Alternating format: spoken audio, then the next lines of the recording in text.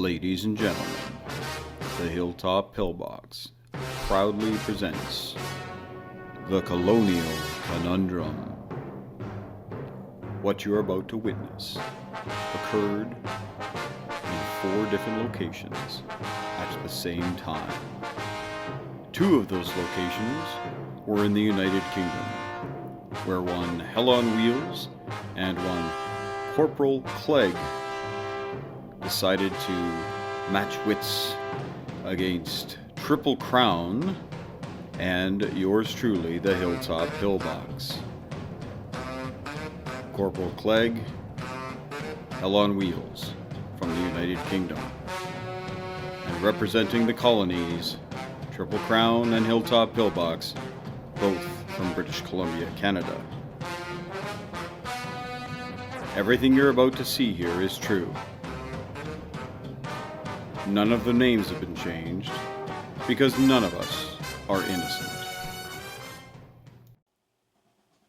Alright, welcome back to the Hilltop Pillbox here in Abbotsford, British Columbia, Canada. And today you have an international game of Axis and Allies Anniversary Edition. Yes, we have the 1941 setup ready to go, and we have 2 nations vying for bragging rights. And those 2 nations are Canada and the United Kingdom. And what we have on the UK side, who are playing the Axis, we have Corporal Clegg and Hell on Wheels. And we have not yet divulged who is playing which side, so we don't know who's playing which, but we will find out shortly. And on the Canadian side, the Allies, of course, we have Triple Crown, my buddy Jeremy, who will be playing at the United States and China. And I, Hilltop Pillbox, will be playing the UK and the Soviet Union. We are doing a 12 IPC build, and I'm trying something completely new. And now for something completely different. And part of me says it's great, and part of me says it's terrible, but this will be our build. We are going to put an artillery into Egypt, hoping against hope to hold that territory. And we're building a destroyer that is going to join the battleship up in Sea Zone 2. Now, it's likely we're going to lose all this stuff anyway, but it will guarantee, hopefully, that we will attract all the attention that they can possibly send us, which is 2 subs, a bomber, and a fighter. And who knows, if the destroyer and the battleship both get a hit on round 1, they may leave it alone, and if they leave that battleship there, we start building transports. Yes, we will be coming after France heavy this game. That is our strategy, which nobody knows about except myself and Triple Crown. Japan always does well in this game, so we're going to have to figure out how to slow them down, but also put the pressure on the Axis in Europe. Will we be able to do it? Will Germany be successful doing everything they want to do this game? Will Britain be able to hold on in Africa? And the Middle East? Will the Eastern Front stabilize? Or will the Germans roll right through to the gates of Moscow? Okay, fine, Ken. Come at me. Give me your best shot. Go on, Ken. You don't have the guts. Admit it. Okay, you have the guts. Good. Wait. This. All right, I'm sorry I ate your fish, okay? I'm sorry. I said I'm sorry. What the fuck?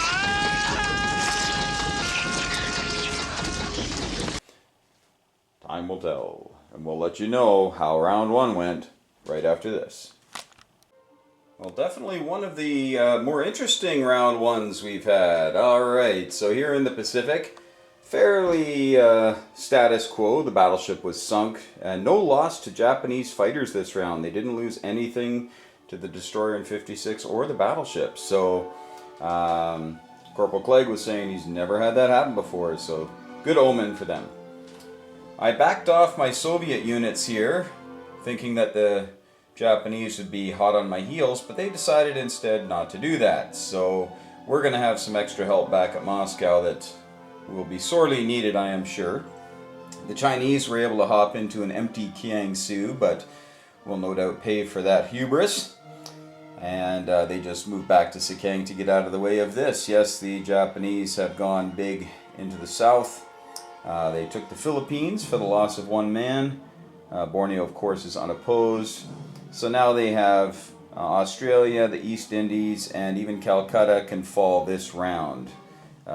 Very well done by Corporal Clegg, just basically saying, I don't care about Russia, we're sending everything this way. So on this turn, he can actually hit Calcutta with these infantry here, an artillery, 3 more infantry, 3 fighters. So yeah, Calcutta's going to fall.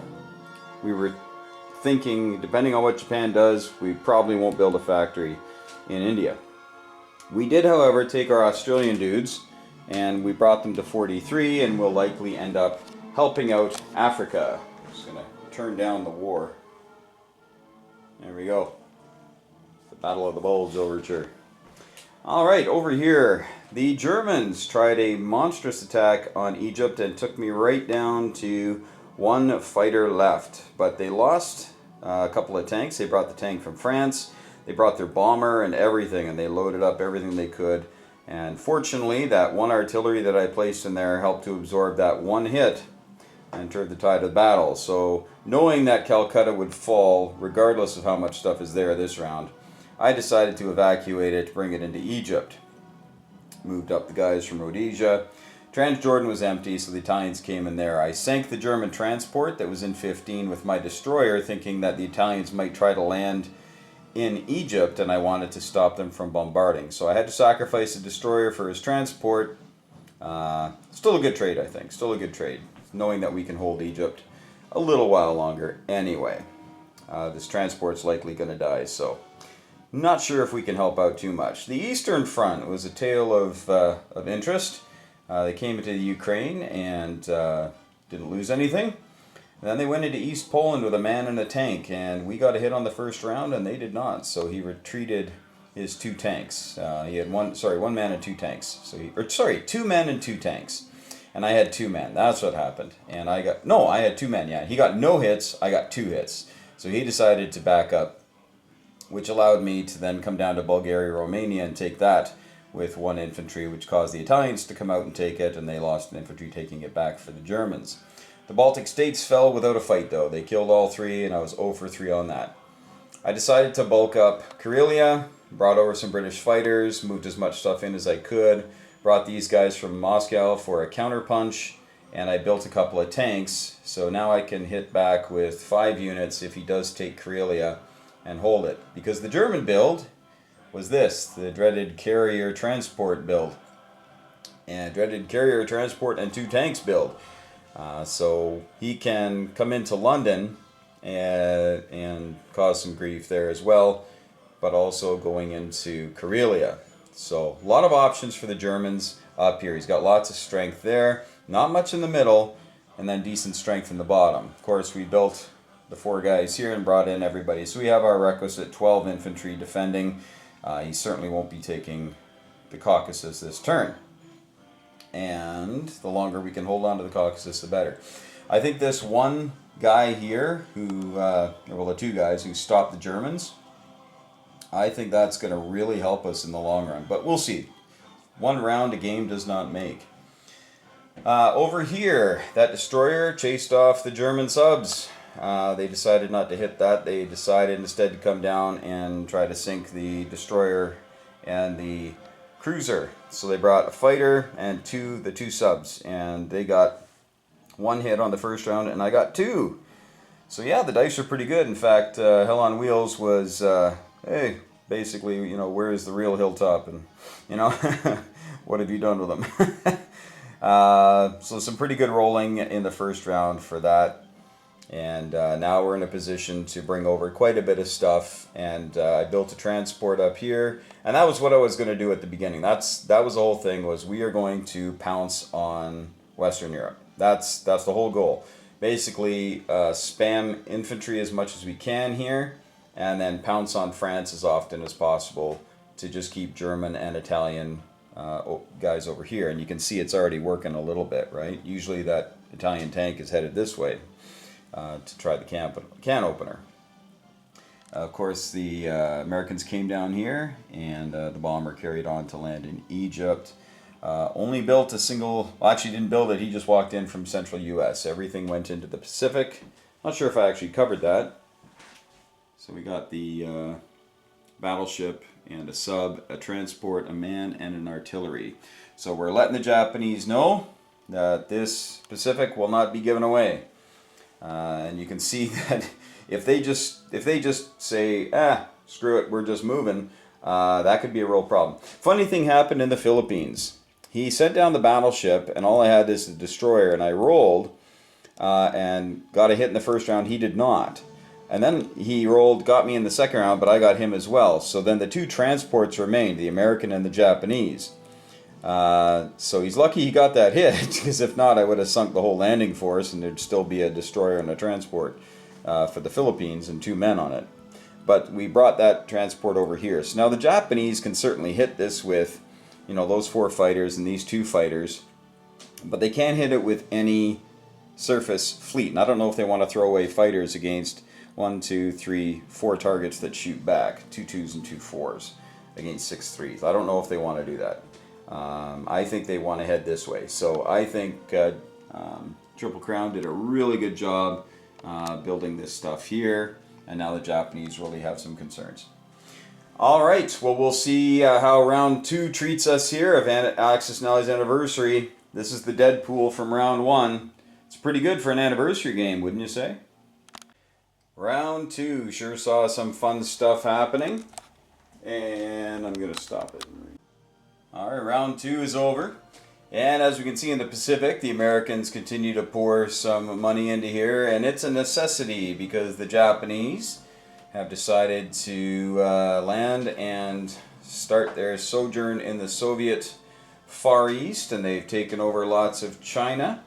And of course they've taken the Money Islands, they're doing well there, and of course they took Calcutta and didn't even suffer a hit. Yes, they have done very, very well for the Axis powers, and are currently sitting on, I believe, 1, 2, 3, 4, 5 victory cities already after round 2. Very impressive, as Vader would say.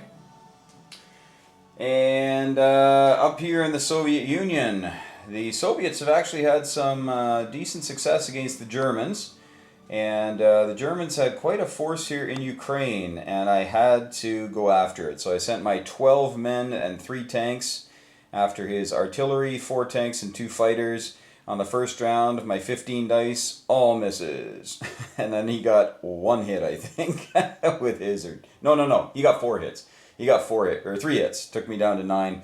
But then things kind of evened out. I righted the ship a bit and was able to get rid of some precious German armor and aircraft. He is on the gates of Moscow, however, so I built 6 infantry and pulled in some forces that were headed for Karelia and just turned them around. I was able to take back the Baltic states. Karelia is still in our hands, of course, but we're kind of out of position right now. So we'll see how Germany does. They built another transport here, so they can send 4 things, plus a bombard, plus 2 fighters into Karelia. So there's a good chance they might take a poke at that. Plus they can send the 3 infantry from Finland, of course. Italy is moving some tanks up here. I had that one guy in there. They came over and killed him and then moved guys in. So they're doing well there. We've been able to hold on to Africa, but likely with the Japanese sitting here with 2 transports, 4 units, and they've got some fighters. So it's a good chance Egypt is going to be under the gun this turn before they can do anything about it. So Transjordan might fall first, and that. The Americans came out of the Morocco-Algeria campaign and deposited themselves in a very early fight here in France. The British landed with 6 units and brought a fighter and a bomber, and the Italians had brought some stuff up. There were 5 units for the Germans and Italians, and Hell on Wheels scored 5 hits against my 6 units landing. And he said 5 for 5, and all of us were, what? 5 for 5. So that was a costly landing. Lost way more than I wanted to. The Italians tried to take it back though, and just sent their fighter and one artillery, and I got a hit and he did not. So I was able to hang on to France and bulk it up with Americans. The thought being that now Germany, although they might be able to take France and Karelia back, neither of them would be a sure thing now. If he only had to go after Karelia, and France only had the one British tank, then he could probably take both. But this way, I think he might be hard pressed. Might still work.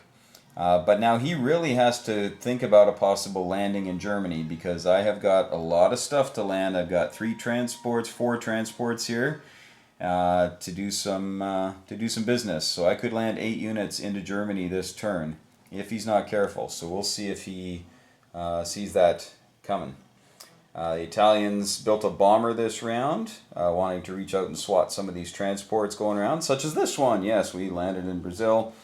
And now, if the Italians want to take back Morocco, Algeria, they will find possibly a couple more Brits there. Of course, I might bring these guys over to South Africa just so the Japanese have a bit of a fight for those 2 points. The Americans here are moving their battleship from the East Coast over to the Pacific Theater. I had misheard Triple Crown where he had put his stuff, so that's on me. So the Japanese, as they always do, having tremendous success and being played very well by Corporal Clegg. And the Germans having some rough time with some of the dice and are kind of a little bit hurting here. But we'll see. They're getting some help from the Italians now. And I always got to be worried about this Italian landing in the Caucasus. Right? They've always got their eye on doing something there. We did bomb the Italian factory for $6 on the way through with the bomber from the American bomber came up and landed there and did $6 damage. So that's about where we are right now. We're round 2, and boy, the map is considerably different than what normally is on round 2. So this is an exciting game. Stay tuned to see how round 3 goes. We'll let you know in just a moment. All right, turn 3 is over. And here we go. The Pacific has seen some interesting developments. Actually, the Pacific itself hasn't really been that exciting because the Japanese are heading forever west. But we got 5 American subs in 56, and the rest of their fleet has come down to the Solomon Islands and thereby threatening the Philippines, Borneo, and the East Indies. You might be asking, what is an empty British transport doing down here? Well, we're going to tell you, because the Japanese came over here and wanted to take Egypt so badly, which they did, they left my transport alone. So I was able to skedaddle, which hopefully draws at least one fighter off of some attack that they're going to do this turn. But that's all it will do. And hopefully the American fleet can cause the Japanese to do some stuff. They've got a lot of stuff here. There's no doubt about it. But if the Americans can get their fleet together and they've got some aircraft, they got a bomber and a fighter there ready to go, we'll see. Now the Japanese are swimming in cash. They're making over $60 around now, I think, or close to $60 around. They're making all 3 of their bonuses, so we're gonna have to try to punch into those as soon as we can. The Chinese still live, mainly because the Japanese haven't really done anything against them that have been anything risky. Did land some more stuff up here. They got 3 tanks now up north that are going to be used to surge across. So I got to be careful with the Russians. The Germans took the Caucasus from me and I had to take it back, and that was a bloody battle. That was a bloody shambles it was, but I did take it back for the loss of, I think, 5 infantry or something. I killed 2 tanks. So that was a disaster for a while. My 2 men in Transjordan decided to come to Persia, just so that the tanks can't blitz through to the Caucasus. Yeah, I don't know if he was going to try that, but I figured why not at least stop the ability of that. So I built 4 tanks with the Soviets last turn because I knew that the Japanese are going to be punching up here, and I figure, you know, if I can get some infantry support, I can maybe staunch the flow of Japanese war material that's going to obviously come flooding through here. And with the Japanese here, well, it's just... that's just unacceptable. At least it's not a tank in there. If it was a tank in there, all this would be gobbled up in a few rounds. So, Italy, poor Italy, actually was able to take back France and took it back without losing anything.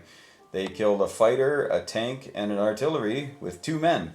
and a bombard and a fighter and a bomber, and they didn't lose anything. So the Americans had to come back and take it. Ended up losing a bomber, but now you see the Germans, who had a build of 10 men and a bomber last turn, now have to go both ways here, because the British came in, killed the German fleet, landed in Poland in force. So there's nothing there. It was just a landing, and took Norway for the loss of a man.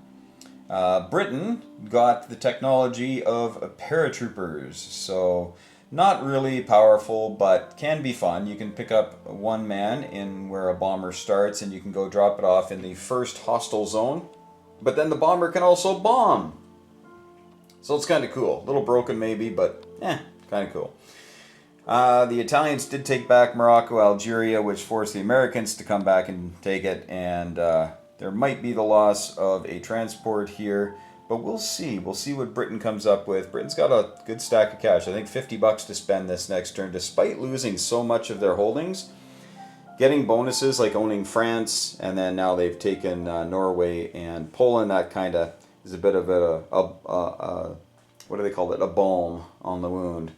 We've got a loaded transport here. It was out of range of anything that could hit it, and now we can go and hit France, and we can go to Morocco, Algeria if we wanted to, or in a number of different spots that we can hit northwestern Europe if we want. We'll see what kind of state things are in. All right, so we have 4 transports here. We've got another transport we built last round, and we've got 9 men and a tank, a bomber, a couple of fighters. We can even pull an artillery out of Norway if we want. So France, might be all right to try to hit that again. I think Germany's likely going to build a ton of infantry once again. But their money is way down now. There's no bonuses for Germany, and they'll probably be sitting at about $22 this next turn. So Japan is definitely coming to rescue them. Hopefully the Soviets can build enough stuff to block them from being any serious threat to Moscow anytime soon. They really don't have a lot to hit with right now. But they can build, they're going to build 3 tanks in here probably, another couple tanks here. They might build a factory here and do lots of fun stuff. So, but that is the end of that round, and we'll do turn 4. We'll see if the Japanese turn around a little bit, or worried a little bit about this American fleet. Maybe the subs. We'll see. I don't think Corporal Clegg's going to make any mistakes, though. He's been running a tight ship here. Poor Hill on Wheels has had some bad dice. He's also had some very good dice, but he's had some bad dice at the wrong time, and we all know what that's about. And that's why Britain is in Poland right now. I really think that battle in East Poland at the start of the game, that was very, very deciding. But on we go. Round 4 coming up. Can you believe this is just round 3? This is the end of round 3. That's hard to believe, isn't it? All this stuff. The Japanese are in Egypt after 3 turns. Yeah, he's doing a great job. All right, round 4 coming up. Okay, turn 4 is done, and as you can see, the Japanese have done that cheeky move and come up to Alaska, and they brought everybody with them. So the Americans had to respond, and looks like it's fairly secure now on the west coast, so I'm sure these folks might head down to Midway or possibly Hawaii, where it's much nicer. And now there is a battleship, and the 5 subs are down here. Where did that fleet go? Well, we came over to the East Indies and took that back, because that's an 8-point swing there. Plus, it takes away an NO for Japan. Now they can get it back because they've got tons of transports floating around. So they can come back and maybe take New Guinea, but I think they might not worry about a $5 NO at this point. They bulked up India a little bit, and they're looking pretty good there. China, though, little resurgent. Likely are going to lose 3 territories this next round, though, to the Japanese. But they did take Manchuria back, which always forces Japan to take action. Over here, the Italians in Italian Africa, which is British, is now owned by the Japanese. Figure that one out. The Japanese also walked into Transjordan. The Soviets, I decided to build a lot of men and a couple of tanks. And now I can hit Persia really, really hard if he tries anything. So I think on my turn I'm probably going to push south with a bunch of stuff and put some pressure on India. Now he does have these transports. He can go through here, so I have to be careful because he can, grab this tank and man and go 1-2 and, land in behind. So that could be a problem.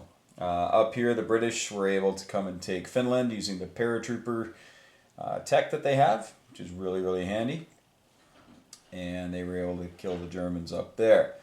Germans built 4 tanks and a bunch of men here, but they didn't have enough, they felt, to take too much stuff. They were unable to take Poland back. They took Poland back, but then there wasn't much left there. I think they only had 1 tank left. And so I was able to take it back from them. Took Czechoslovakia and Hungary, Bulgaria, Romania.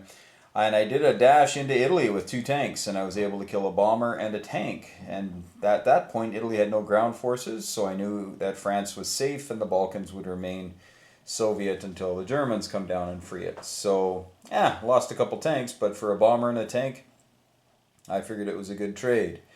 The British helped bulk up here in France, built another transport, built another bomber and a bunch of men, and are looking fairly healthy right now. The Italians took their cruisers, came out here and sank a couple of American transports. So that's that for the American transport fleet in the Atlantic. There's 1 left, but kind of trapped.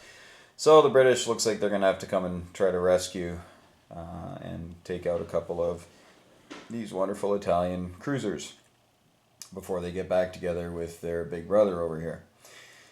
Americans built 3 tanks here to help go across and help with western U.S. if possible, and a bomber. So America built no ships this round, just air and ground units. It's looking pretty good for the Allies right now. Japan actually didn't do much expansion this turn. He did a little blitz into Yakut and backed off. He pulled his guys from Stanovoy back. He pulled some guys back to the coast. He was kind of nervous about this American fleet that was down here, that came here. And he pulled all of his stuff back here, except for the 1 tank that's now going to zip around and have some fun. So Japan now is going to be getting some scraps here, but they're going to have to be careful about losing the entrees over here. And with his fleet being a bit north, it's going to take him a couple of turns to get back down here and have any sort of effect on this American fleet. Should be interesting to see what he does, though. I tell you, he's giving us fits. So, but this is where we're at. I think I'm going to do a heavy tank build, and definitely I'm going to build an aircraft, probably a bomber with the Soviets this turn, and keep making infantry up there, and probably make some infantry as well. But I do want to get some more tanks going now. Typically don't build tanks with Russia because they tend to just get smashed by the Germans, but the Germans have had a really rough game here. So my tanks can go have some fun with the Japanese. Alright, that is round 4 in a nutshell. It's a crazy game. Russia got its 10 IPC bonus for having all these little territories here, so I think they have $50 to spend next round, which can cause some real grief to the Axis powers, having $50 for the Soviets at this point. Don't know if it's enough though. The Japanese, they're a monster, built 3 bombers last round, wanting to reach out and spank this American fleet, I think. And they can do it. We'll let you know. Alright, so as you can see, Japan full send into Alaska, but the Americans just have too much stuff here, and I think some of their ground forces are doomed, but the air can of course escape. Americans built 4 fighters and 3 subs this round, so wanting to take back control of the Pacific. And came and sank a carrier, naked carrier, and a transport here in the Philippine Sea.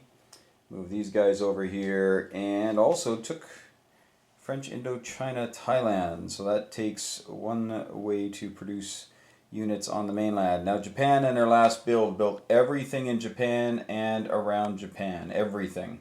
So they didn't put anything into India. So we'll see what happens with that. The Chinese put on 2 guys this turn, and probably get 2 or 3 next turn, depending on how Japan goes after them. Japan now has 6 transports, 5 of them next to Tokyo. So, and they've got, like, they can move 4 tanks and artillery and 5 men this next turn, anywhere they want. So they can certainly come down and take this back. And that's why Triple Crown only used 1 unit, because it's a good chance that Japanese are coming. Now over here, my goal is to take India this next turn. I think I can do it. I think they've kind of given up on India for now. And I'll give it a little bit back for Yunnan. And the rest of my stuff will be heading towards Germany. Britain now has 15 infantry there. They got Northwest Europe. We got that. We took Finland, as you know, and just built 10 units transportable. The Italians lost their cruisers, but they did very well. I sent a destroyer and a bomber after each cruiser, and I lost 2 destroyers and a bomber. They lost both their cruisers, and then the Americans attacked the battleship transport of the Italians with a destroyer and a bomber, and yeah, Hell on Wheels did not have a good roll with them. He did well with the cruisers, but not with the battleship, and so the bomber landed safely in Libya, and the destroyer remains. So, Italy is down to $6, Germany's at 11, and Japan's economy is starting to contract a little bit now. It's going to start getting smaller. So we're going to play one more round. Right now it is after midnight over there in the UK, and we'll see if they want to do another round after that. But I think this might be the last round for now. Whether or not they want to prosecute the war further, we'll find out. It really depends on what Japan does here, because they've got quite the punch here, and they still got a healthy economy. They still made $55-$60 last round, so they can still crank some stuff out. But this looks bad for them here. They're gonna lose a little bit of stuff in India and the ability to make things, and they're going to give Britain a factory here. But Britain's not going to use it. Britain is definitely going to keep up here. I was tempted so many times to build factories elsewhere, but I decided not to, and it seems to have worked out, because then all of my money has been going against Germany and to a lesser extent Italy, and to help out the Soviet Union by sending fighters over to help defend. And that seems to have done the trick this game. Alright, round 6 is coming up. Stay tuned. We'll see what the Japanese do. Big punch coming. Alright, round 6 is done, and the game has been called. Partially because of time, and partially because the Allies did get 13 victory cities this round. And there you have it. So Japan was able to come and take Midway with authority. The lone Midway defender did get a hit, so they're down to 9 units now, but they had 10 units coming out there. Got a guy at Iwo Jima here as well. The Americans were able to grab Alaska back, and the Philippines, nothing really happened there. We didn't really do anything with this. Once we realized that the infantry here could just walk up and take Kwangtung, we realized there really was nothing for it after that. So the Chinese, in Chinese fashion, attacked Manchuria with the fighter and 1 man, and the defending Japanese tank missed, so they were able to take Manchuria. Oh no, it hit. I forgot to take the Flying Tiger off. That's my bad. I'm going to throw him in the box. There you go. So yeah, they actually got a hit, and but the Chinese said, we're going to take the territory. But as you can see, Japan is a little out of stuff now to punch back with. The Russians were able to take India. Really good dice roll for Russia. It only went for 2 rounds, and they only sustained 2 hits. So they lost a couple of infantry. They have 8 infantry and 5 tanks. And yeah, their whole build was tanks. I built 10 tanks with the Soviet Union this last turn. And they were all going to head towards Germany, but Britain did the deed. Britain was able to take Germany. Really good rolling by Germany, took right down to the wire, but British were able to hold on. The Italians tried to charge out into the Balkans, but did not fare very well at all. They lost a tank and 2 infantry and an artillery, and only killed 1 infantry. So some pretty bad rolling for them. They did get Morocco, Algeria back last round, but that's all there is for that. Of course, Britain now is going to be able to come and take care of some business. Soviets will send some tanks over to Africa to help out with that, and yeah, it's pretty much writing on the wall. When you lose your German capital and you have no German units left on the board, then it's pretty much curtains for the Axis at that moment. In the comments below, though, see or let us know if you have seen where Germany falls hard, but the Axis can still pull off a victory. So, some closing thoughts from the guys were their initial attack on Egypt, with Germany going full bore into Egypt, and then the Italians, and finally the Japanese. They figured was ill-advised after the fact, because they did actually lose a bomber down here in Egypt on round 1.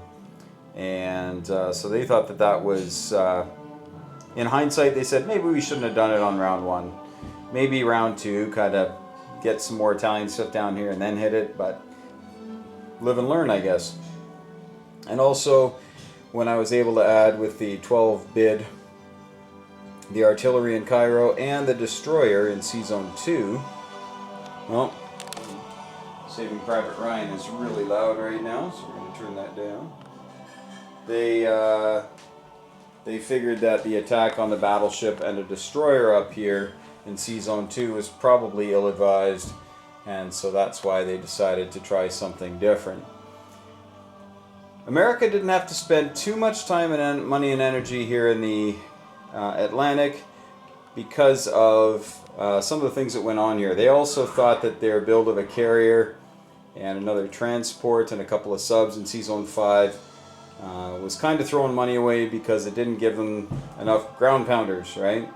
And with the Soviets only building ground pounders, then of course the scales will be tilted.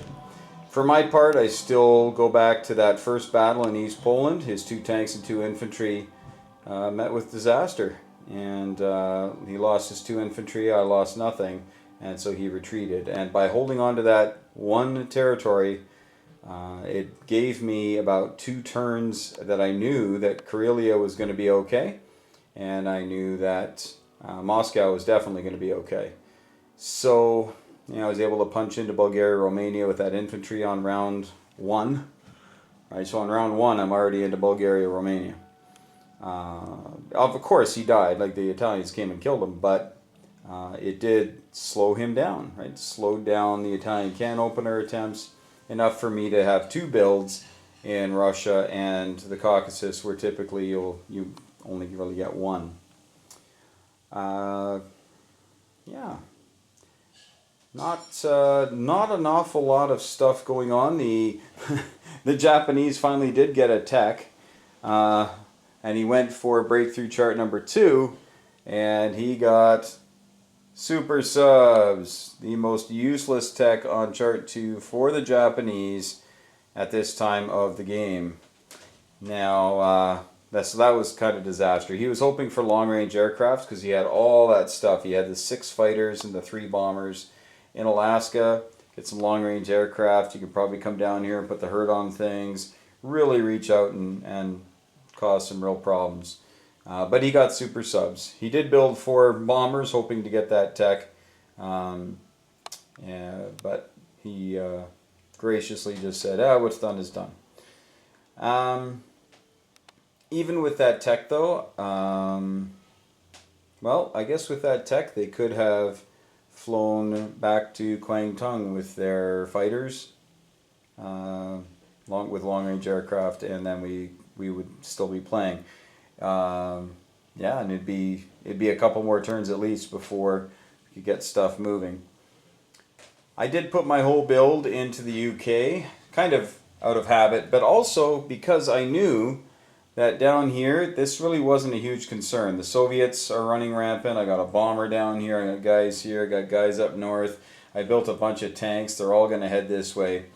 And so my British build going here was actually going to be coming to stop this kind of shenanigans from the Japanese. And my next, if we were going to keep playing, I was likely going to use this factory to build stuff, and I may have even built another factory here, which you can do in this game. You typically can't build factories on an island, but that was what was going to happen. And with American help, clear out the lone Japanese tank and clear out the lone Italian in Morocco, and that was our game plan. Our initial game plan was kill Germany first, but we knew we were going to wait and see what Japan did. And when Japan came down here on round 1 and was coming here round 2, we knew America had to build stuff in the Pacific, or else Japan was going to sweep across the board. And so putting its whole build pretty much for about 3 rounds in a row into the Pacific, except for some minor builds in the Atlantic, really did cause Corporal Clegg to spend time, money, and resources on naval and air units over here in the Pacific, and not the ground pounders that were hoping to be ripping across the Middle East and across the steppes of Asia by then. China got down to 2 territories. That was the smallest it got this round, or this game, and then it was able to put on 1 or 2 guys each round, and became a little bit of a growing concern for the Japanese. Apart from that, there really isn't much more to say. So we welcome your comments. Again, huge tip of the cap to Hell on Wheels and Corporal Clegg playing into the wee hours in the UK. It's about 1:30 in the morning right now, and we finished about 10 minutes ago. So kudos to them. And we also know that we called this game Operation Overlord. Just because tomorrow is D-Day where we are filming, but D-Day's happening right now in the UK. So at about this time, those many years ago in 1944, it was pretty bad. Pretty bad. You had all the paratroopers going over, you got the bombing happening, you got bombardment happening, all this kind of stuff going on right before the greatest amphibious assault in the history of the world that ever took place. And because of that, folks, we can now sit here and push little pieces of plastic around, and we can say whatever we want to about our military and our government, and nobody kicks down our doors and hauls us off for re-education. So I'm pretty thankful for that, and I hope you are too. But that's it for this game, folks. As we always say here at the Hilltop Pillbox, hug your loved ones. Really, go hug your loved one right now. Seriously. And then text your friends, call your friends, and tell them thanks for playing. Thanks for giving me hours of enjoyment on these crazy little games and these to reenact history, to rewrite history. Thanks so much. And tell them that you're just, you're happy to be their friends. And as always, may those dice be with you, folks.